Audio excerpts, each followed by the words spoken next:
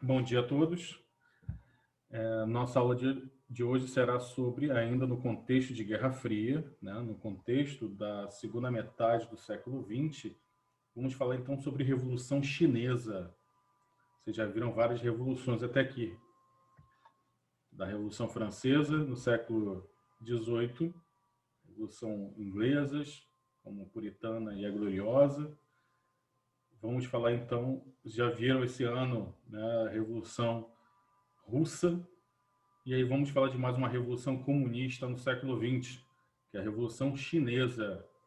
Mas antes de falar sobre a Revolução Chinesa, que é depois da Segunda Guerra Mundial, temos que voltar ao século XIX e falar um pouquinho como estava a China. O que é a China? A China é uma sociedade já muito antiga, uma civilização desde a antiguidade.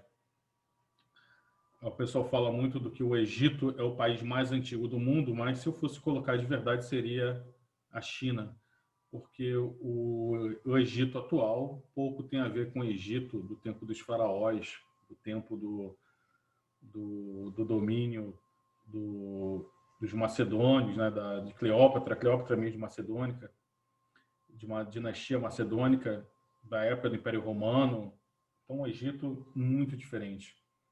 A própria cultura, a língua, a etnia, tudo mudou, né? Hoje em dia o Egito é um país de cultura árabe, de religião muçulmana, a escrita é árabe, não tem nada a ver. Agora, se você pega um egípcio, dificilmente ele vai conseguir ler um hieróglifo. Agora, um chinês com certo nível educacional consegue ler um texto, com certa compreensão, um texto de 5.000 anos atrás, na escrita chinesa.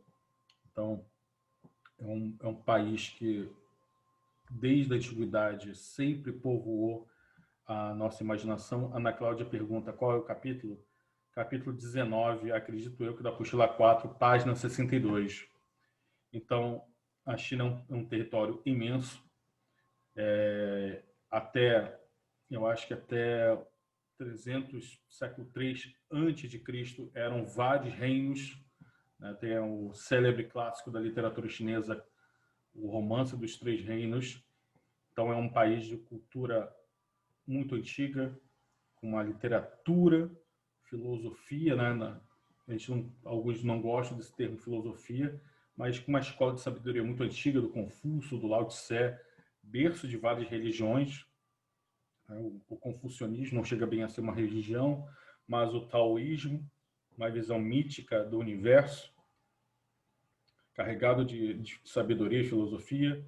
O budismo, talvez o país mais populoso do mundo, talvez seja também muito budista. A gente não sabe, porque atualmente é um país comunista. Eles não dão dados sobre esse assunto. E sempre assim, fez parte da nossa imaginação. O que é a China, né? Um lugar muito distante, um lugar quase mágico. Então, de 1840 a 1860, a gente viu a China sendo invadida pelas grandes potências imperialistas, né? O imperialismo do século XIX, que repartiu a África e grande parte da Ásia, chegou então até o Império do Meio.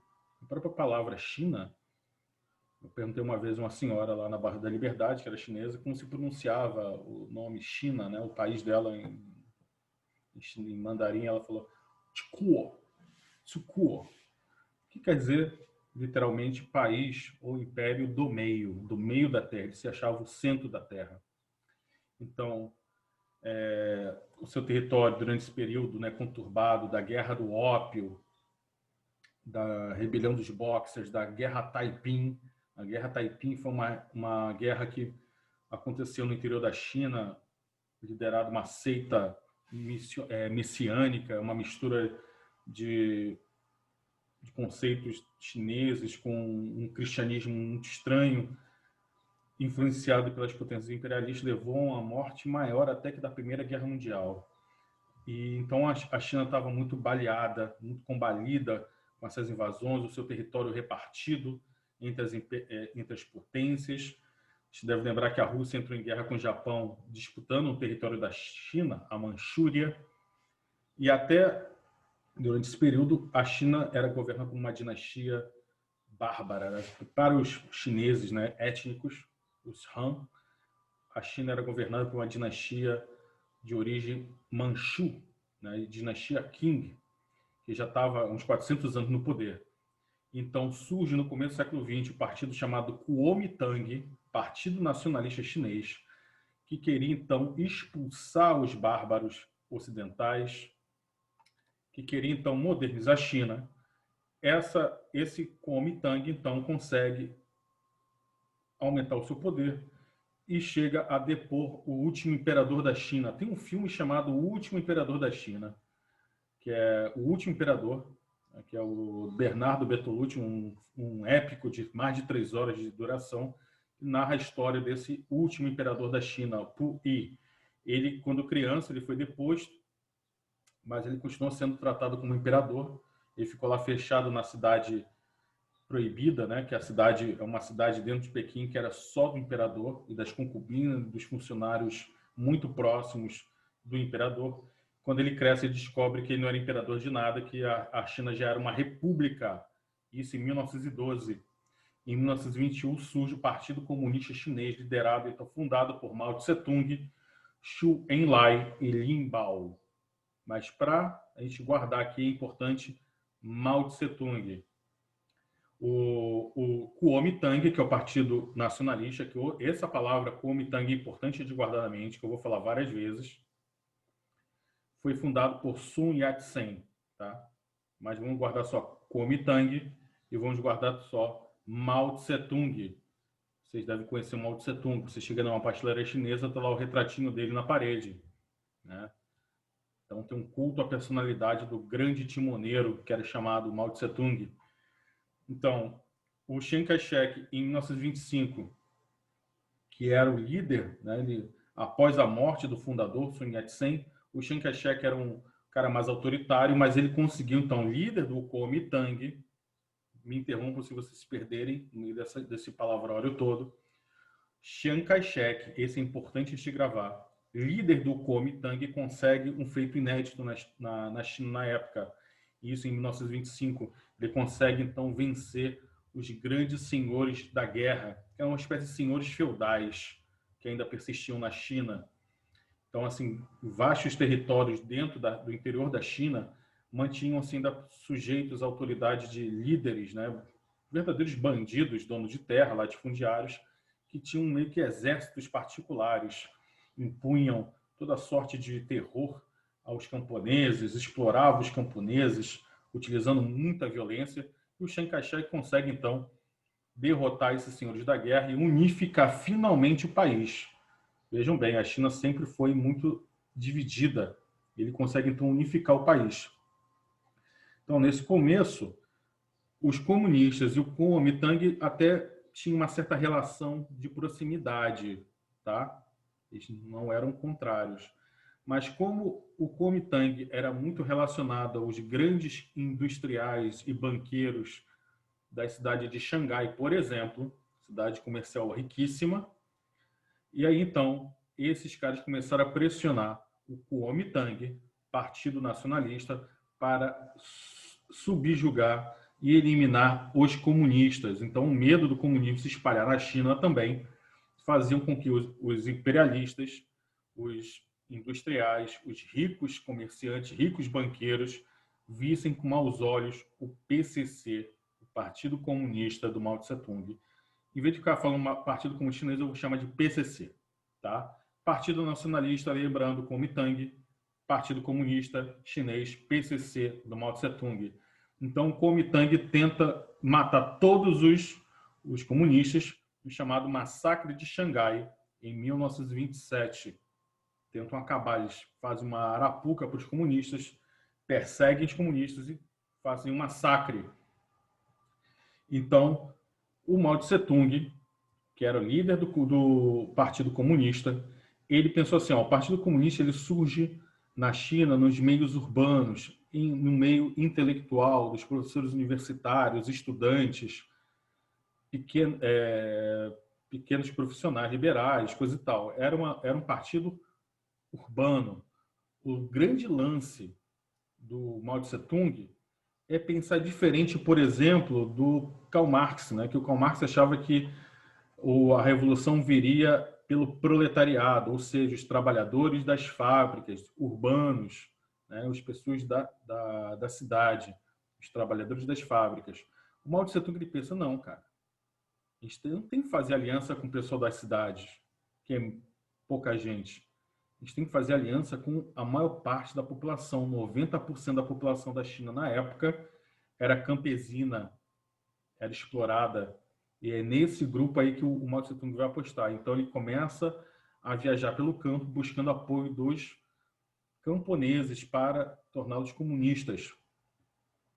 Então ele invade uma cidade, depois desse massacre, ele invade uma cidade chamada Juiqing e cria então uma experiência, tipo uma espécie de soviete, como era na Rússia, né? Aqueles pequenos conselhos regionais onde se deveria então debater e resolver os problemas da região com líderes da comunidade. Então ele faz um estado dentro do estado. Dentro do estado chinês surge um outro país, né? Que é essa cidade. Só que aí o Kuomintang vê o crescimento do PCC e tenta então esmagar o PCC de vez. Faz um grande esforço para cercar os comunistas e acabar com essa expansão do comunismo no campo. Então, na cidade de Jiangxi, o exército do Kuomintang, né, o exército nacionalista chinês, cerca os comunistas e quase faz um massacre de novo, mas 180 mil conseguem fugir. O exército de 180 mil comunistas fura esse bloqueio e aí fogem da Arapuca e eles iniciam a chamada Longa Marcha. Eles vão percorrer 5 mil quilômetros, território gigantesco da China, atravessando montanhas, desertos quentes, desertos gelados, e vão chegar até o norte da China. É a longa caminhada. De 180 mil, 80 mil dos soldados vão morrer nessa longa caminhada. Mas conforme eles vão avançando pelo interior da China, eles vão conscientizando a população, vão conseguindo apoio dos camponeses, e aí o apoio aos comunistas vai crescendo largamente. Bom, nesse meio período, né, que está essa briga do Kuomintang com o PCC, a gente deve lembrar que o Japão estava tentando invadir a China. E em 1934, o Japão então invade a Manchúria, invade a China, e aí na Manchúria ele cria um país diferente, né? O Japão inventa um país que ele vai chamar de Manchukuo e vai pegar aquele último imperador da China que eu falei, o Puyi, que não era mais imperador de nada, ele vai pegar o Puyi e vai colocar como rei desse novo país, Manchukuo, né, já que ele era de origem da Manchúria. E, na verdade, é um estado fantoche do Império Japonês. Né? Ele não dava em nada, fez vista grossa para as crueldades que o exército japonês fez na região, inclusive fez vista grossa, fingiu que não sabia das experiências japonesas com os habitantes da Manchúria. A Manchúria que era para ser uma espécie de colônia japonesa, né? Muitos camponeses japoneses, muitos trabalhadores japoneses foram transferidos para a Manchúria, mas a dominação era muito violenta também. Então começa a guerra sino-japonesa, sino de China, né? Então o esforço chinês para expulsar os japoneses do seu território. Aí o Kuomintang, nacionalista, e o PCC do Mao Tse Tung se unem. Chiang Kai-shek e o Mao Tse Tung se unem para expulsar os japoneses. Mas é claro que, apesar de todo o esforço, os japoneses serão expulsos definitivamente com a derrota da Segunda Guerra Mundial para os americanos. Né? Então, logo após a derrota japonesa, quando o Japão é expulso da China, né, o Japão é derrotado, esse amor entre o Kuomintang e o PCC acaba, logo de cara. O Kuomintang faz logo acordo com os Estados Unidos, com a Inglaterra. Começa, então, tentar acabar com o comunismo. Já vem o comunismo como uma ameaça de novo. Então, em outubro de 49, logo antes da década de 50 começar, o Mao Tse Tung, com muito apoio popular, porque ele tinha liderado, né, tinha crescido na liderança popular contra os japoneses, tinham superado até o partido Kuomintang. O PCC do Mao Tse-tung, então, consegue tomar Pequim, que era a sede do governo do Kuomintang, cerca Pequim e expulsa o Kuomintang do país. O Chiang Kai-shek, líder do Kuomintang, foge então para a ilha de Taiwan. A gente deve lembrar que o Kuomintang de Chiang Kai-shek era aliado dos Estados Unidos, do capital americano, do capital ocidental, bancos, indústrias. Após a Segunda Guerra Mundial, os caras pensaram, a gente vai tomar a China e vai enriquecer pra caramba, com o apoio do Kuomintang. Só que aí o Mao Tse-tung consegue expulsar o Kuomintang e ele se refugia então em Taiwan. Tá? Durante muito tempo, a própria ONU não vai reconhecer o governo do Mao Tse-tung. O Mao Tse-tung, então, depois de expulsar o Kuomintang, ele institui a República Popular da China, que é o que a gente chama de China comunista, a China continental. E a República Chinesa seria em Taiwan. Então, nessas primeiras décadas, após a Revolução Chinesa, a China, que era reconhecida pela comunidade internacional e pela ONU e pelos Estados Unidos, é a China com sede em Taiwan. A China comunista não vai ser reconhecida a princípio, só pela União Soviética. Tá? Então, de 1949 até 1953 é um processo de reconstrução da China após a guerra. Então, o Mao Tse-tung começa então um processo para reforma agrária, né, distribuir terra para os camponeses, tentar expurgar aqueles inimigos do regime. Então, aquele pessoal que era do Kuomintang, grandes latifundiários, vai ser todo mundo preso. Muitos deles serão executados. Alguns vão passar por um processo de reeducação. O próprio ex-imperador de Manchukuo, né, o último imperador da China, Pu Yin, é muito legal que no final do filme, do Bernardo Bertolucci, ele termina como uma pessoa comum. Ele passa um tempo preso, vai para uma colônia de reeducação para trabalhar na terra, trabalho forçado. O cara é obrigado, então, a estudar o comunismo, receber uma nova educação. Geralmente, os regimes comunistas sempre têm esse processo de reeducação muito autoritário, né? Diga-se de passagem, muito violento, expurgos, tortura, prisão, assassinato, faz parte de revoluções. A gente não pode ser inocente de achar que revoluções acontecem de maneira pacífica. Não é verdade. Então, depois desse processo, começa então um plano mirabolante dos chineses para crescer. Quando a gente falou sobre a União Soviética, falamos também dos planos quinquenais, né, do Stalin para avançar a economia, para desenvolver a União Soviética. A China vai copiar meio que o modelo soviético do plano quinquenal, mas vai tomar suas liberdades, não vai seguir à risca a cartilha soviética. Então, primeiro plano quinquenal, de 1953 a 1957, distribuir terra para os camponeses, sempre os camponeses, e instaurar cooperativas camponesas, que vai ser então a base, né, para a produção, inclusive até para servir de base para a indústria. Em 58 até 1962 temos o segundo plano quinquenal, que o Tse-tung vai chamar de grande salto adiante. É aquela ideia de queimar etapa. Vamos fazer o que é necessário de maneira rápida. Então, na apostila de vocês está assim, o Mao Tse-tung criou dois tipos de comunas, as grandes comunas de 50 mil habitantes, outras chamadas comunas populares de 20 mil.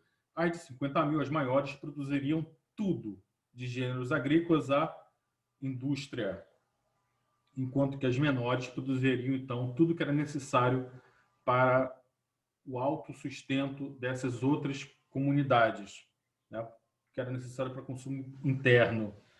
Mas a apostila de vocês ela não explica o que deu errado. Eu vou falar mais ou menos por alto o que mais ou menos deu errado. O Mao Tse-tung, com um grande salto adiante, ele queria dar um salto industrial. Mas vejam bem, a China não tinha uma indústria bem desenvolvida nessa época. A China não era a potência industrial que é hoje. Era um país semi-feudal ainda, muito agrícola. mais de 90% da sua economia era agrícola. Você tinha, nos centros urbanos, algumas indústrias.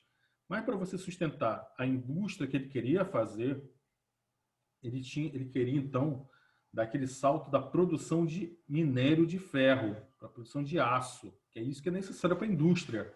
Só que, para isso, você precisa de um investimento trilionário, né? Você precisa de muito dinheiro. Então, ele pensou, precisava de uma indústria montada, uma indústria pesada, já montada, já firmada. Porque vocês já viram como é que são a extração de minério, gente? São máquinas gigantescas, escavando toneladas e toneladas, milhares de toneladas de terra para se tirar toneladas de minério, para serem então separados, levados para as fornalhas, para então tirar as impurezas e ficar o minério puro. Você já viu o tamanho disso? É uma coisa monumental. Exigir, então, um investimento monumental. Aquilo que na Inglaterra já tinha acontecido há 200 anos, nos Estados Unidos também, na Europa Ocidental, mais de 200 anos, o Mao Tse Tung queria fazer em quê? Em 4 anos. É isso que ele queria fazer. Ele queria fazer em menos de 5. Ele queria, sei lá, 200 anos em 5 anos de indústria. Então, qual o plano dele maluco? Ele pensou no trabalho de formiguinha. Ele pensou assim, os camponeses, então, olha só, ele pensou, cada família camponesa ficaria responsável por tirar esse minério e em casa mesmo, assim, no quintal de casa, fazer um forno para separar o minério, né? Você faz o forno, você joga lá o minério, aí com calor sai, né, derretido o ferro e aí fica a escória e você joga fora a escória. Então imagine só o trabalho de uma família camponesa que deveria estar trabalhando no campo, plantando arroz, legumes, criando galinha, porcos. O que essa família está fazendo?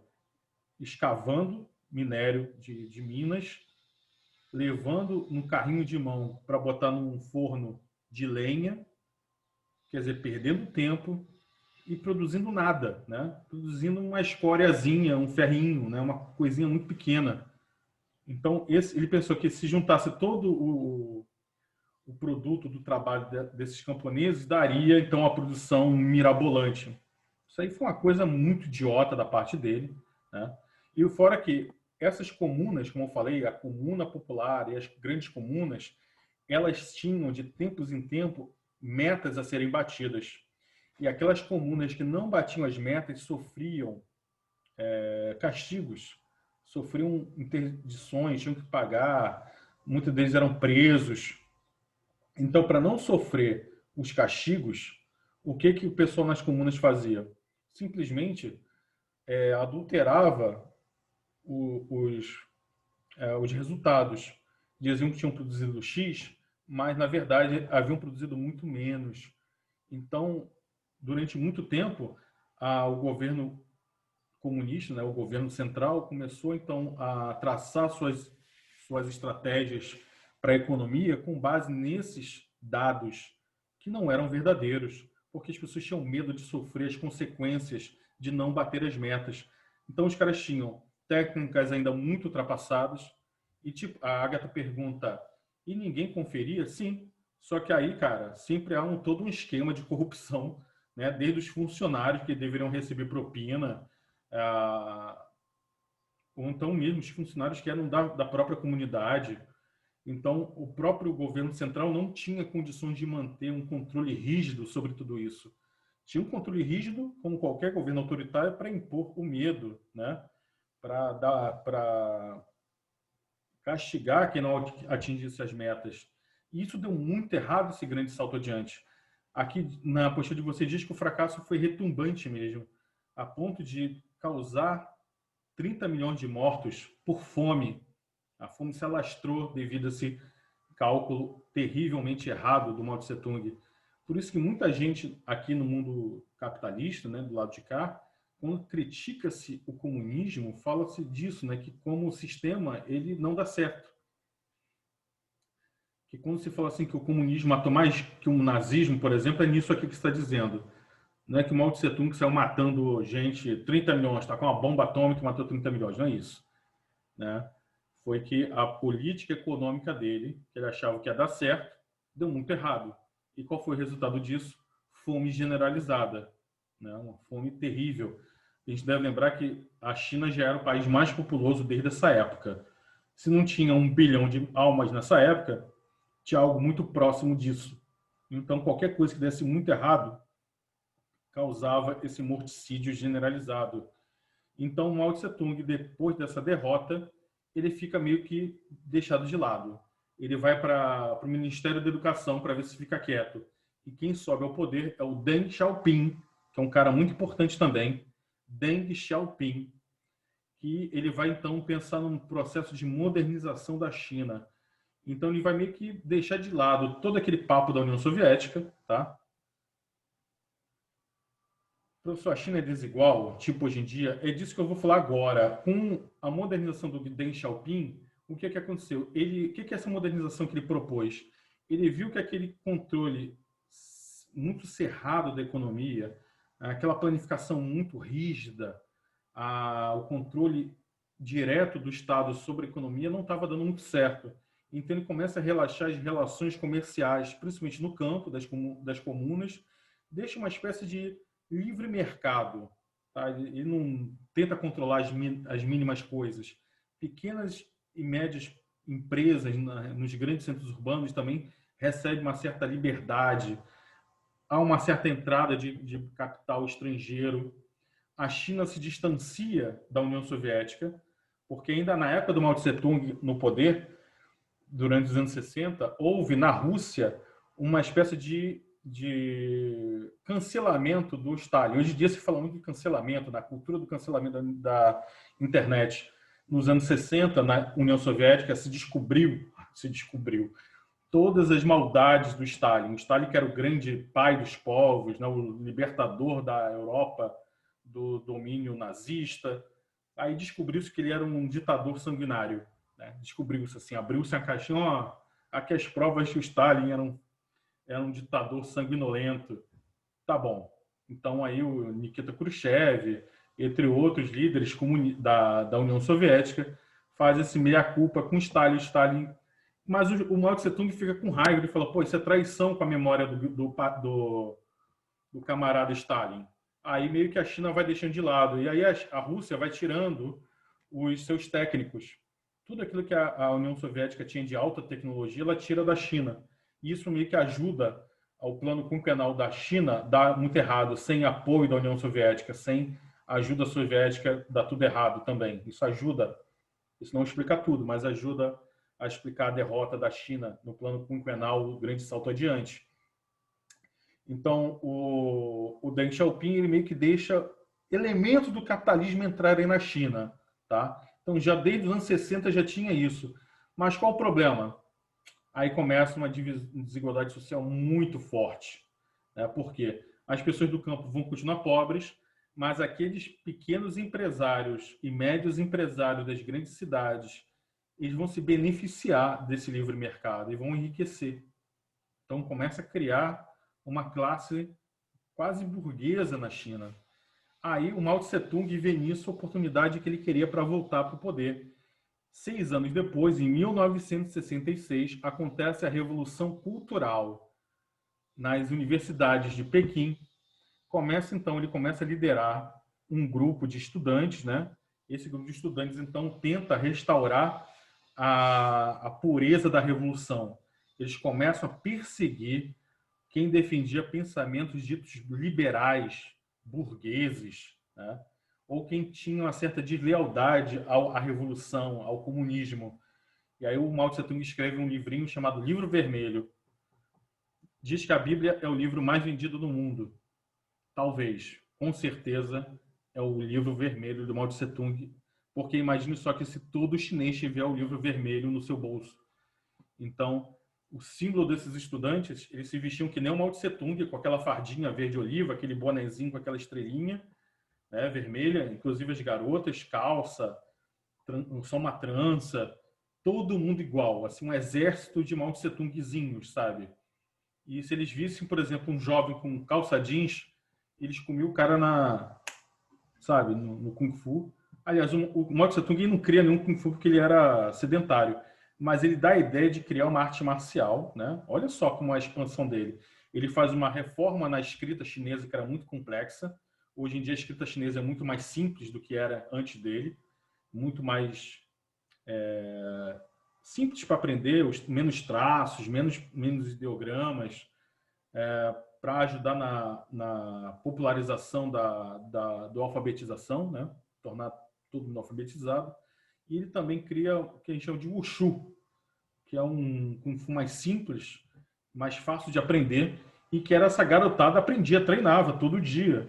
Então, se eles vissem qualquer um se um professor da universidade falasse algo que eles achavam que era muito burguês, eles pegavam o velho na porrada, levavam para a rua, humilhavam publicamente. Se eles vissem um jovem de calça jeans, mesma coisa, descia o punho nele, humilhação mesmo, sabe? E sempre os caras, independente da idade.